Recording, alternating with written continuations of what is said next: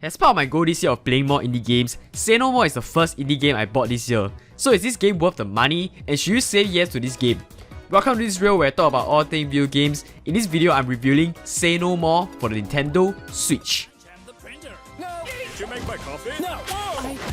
As for the game itself, what you see in this footage is what you get. You're basically just pressing one button and saying no to people while being on rails.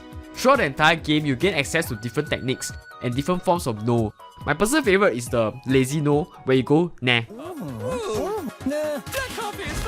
Saying no in all these ridiculous ways makes the game quite fun actually, but that being said, there's no inherent difficulty and you can't really fail the game or get a game over. I wish there would have been some sort of a mechanic where you have to break down different people in different strategic ways. As in this game, you can basically just reject everyone with any of the techniques, which kind of makes the whole different techniques redundant. The game is heavily carried by its plot and writing. You play as an intern on the first day of work, where the more senior co-workers are constantly taking advantage of fresh interns by requesting them to do work outside of their job scope, like making them coffee or helping them with paperwork.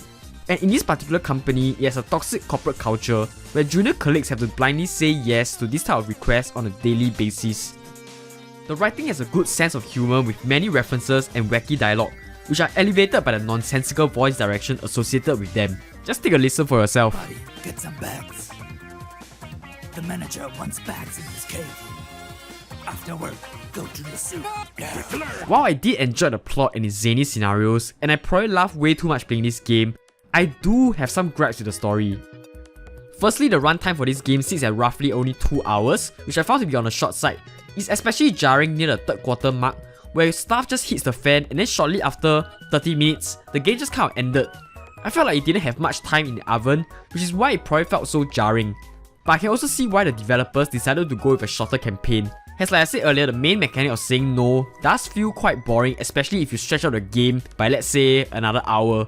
It just wouldn't be that fun. My second gripe is that the game just sticks to its corporate theme and setting. I wish it went more than that, as the concept on paper of just shouting no to everybody can definitely extend to other parts of life rather than just the corporate world. And I was hoping the game would indulge in some of these scenes. After all, you can only get so much from the one setting of the office, which resulted in some of the jokes and punchlines to repeat in the late game, which we all know by now if a joke is run to the ground, it will no longer be funny. This is where I would like to cite another game that also doesn't take its story that seriously, and that game is Elite Beat Agents. In EBA, you play as these agents who help motivate people by dancing, and the missions you find yourself in are just so ridiculously funny and zany, like a level where you're just helping white blood cells fight off a disease in the body of an athlete. The game never rests on its laurels, providing dozens of different unique scenarios, raising the stakes and zaniness, leading to a great grand finale level that is just a good climatic end. Which actually brings me to the last and final gripe. The finale of this game feels kind of flat for me. Like I get the overall message and whatnot, but I felt like a more abstract way to say the message would have fit the tone. But at the same time, the title of the game is Say No More, which doesn't leave much to the imagination, like the whole central message and theme is super blatant and obvious.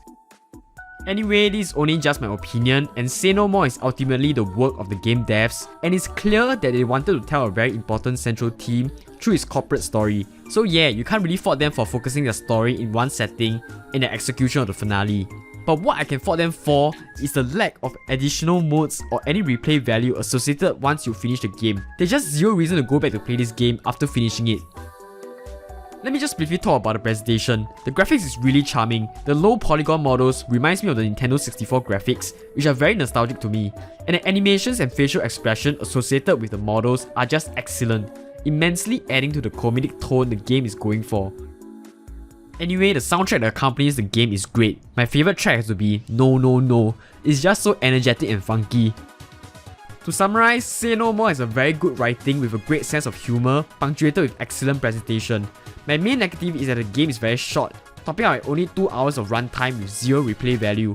Which leads me to the other main negative, and that is the price point of the game, which is $14.99 USD. Okay, I don't want to open up a can of worms, especially when it comes down to pricing of indie games, but I can say without a doubt, Say No More is not worth the money at this price point. A 2 hours experience, and the fact that the experience itself is nothing to write home about, it's just too hard to justify at the price point. With all that being said, I'm giving Say No More a 6.9 out of 10. It's a good game with a very interesting concept and theme, while having great comedic moments. And at the end of the day, it kind of feels therapeutic just shouting no at people. This is the kind of new and unique experience indie games are able to deliver. However, I would not recommend picking this game up at this price point. I'll wait for a sale before picking this game up. And there you have it guys. To see my other game reviews, you can click this playlist here. And for more indie games, Nintendo Switch games, and gaming content, press the subscribe button. So long guys, so long.